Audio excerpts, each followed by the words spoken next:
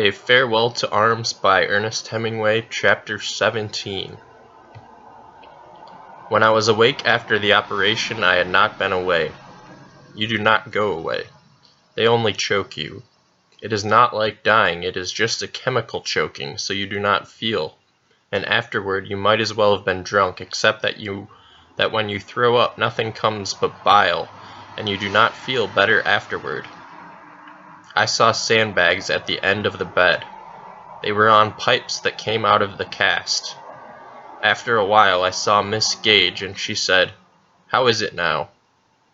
"Better," I said. "He did a wonderful job on your knee." "How long did it take?" 2 hours and a half. "Did I say anything silly?" "Not a thing. Don't talk, just be quiet." I was sick and Catherine was right. It did not make any difference who was on night duty. There were 3 other patients in the hospital now. A thin boy in the Red Cross from Georgia with malaria, a nice boy, also thin, from New York, with malaria and jaundice, and a fine boy who had tried to unscrew the fuse cap from a combination shrapnel and high explosive shell for a souvenir.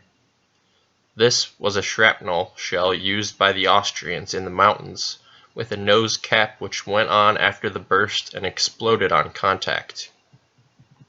Catherine Barkley was greatly liked by the nurses because she would do night duty indefinitely. She had quite a little work with the malaria people. The boy who had unscrewed the nose cap was a friend of ours and never rang at night, unless it was necessary, but between the times of working we were together. I loved her very much and she loved me. I slept in the daytime and we wrote notes during the day when we were awake and sent them by Ferguson.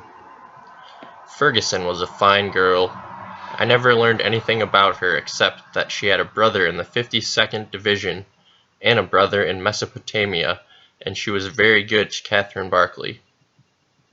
"Will you come to our wedding, Fergie?" I said to her once.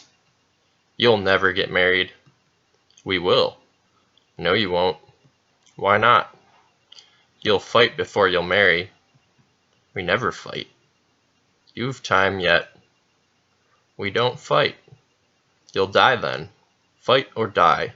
That's what people do. They don't marry." I reached for her hand. "Don't take hold of me," she said. "I'm not crying. Maybe you'll be all right, you two. But watch out you don't get her in trouble. You get her in trouble and I'll kill you." "I won't get her in trouble." "Well, watch out then. I hope you'll be all right. You have a good time." "We have a fine time." "Don't fight then, and don't get her into trouble." "I won't." "Mind you watch out. I don't want her with any of these war babies." "You're a fine girl, Fergie." "I'm not. Don't try to flatter me. How does your leg feel?" "Fine." "How is your head?" She touched the top of it with her fingers. It was sensitive, like a foot that had gone to sleep. "It's never bothered me." "A bump like that could make you crazy. It never bothers you?" "No." "You're a lucky young man. Have you the letter done? I'm going down." "It's here," I said. "You ought to ask her not to do night duty for a while. She's getting very tired." "All right, I will." "I want to do it, but she won't let me. The others are glad to let her have it. You might give her just a little rest." "All right." "Miss Van Campen spoke about you sleeping all the forenoons." "She would. It would be better if you let her stay off nights a little while." "I want her to." "You do not. But if you would make her, I'd respect you for it." "I'll make her." "I don't believe it." She took the note and went out. I rang the bell and in a little while Miss Gage came in. "What's the matter?" "I just wanted to talk to you. Don't you think Miss Barkley ought to go off night duty for a while? She looks awfully tired. Why does she stay on so long?" Miss Gage looked at me. "I'm a friend of yours," she said. "You don't have to talk to me like that." "What do you mean?" "Don't be silly. Was that all you wanted?" Do you want a vermouth? All right, then I have to go. She got out the bottle from the armoire and brought a glass. You take the glass, I said. I'll drink out of the bottle. Here's to you, said Miss Gage. What did Van Campen say about me sleeping late in the mornings? She just jawed about it. She calls you our privileged patient. To hell with her. She isn't mean, Miss Gage said. She's just old and cranky. She never liked you. No? Well, I do, and I'm your friend. Don't forget that. You're awfully damned nice. No, I know who you think is nice, but I'm your friend. How does your leg feel?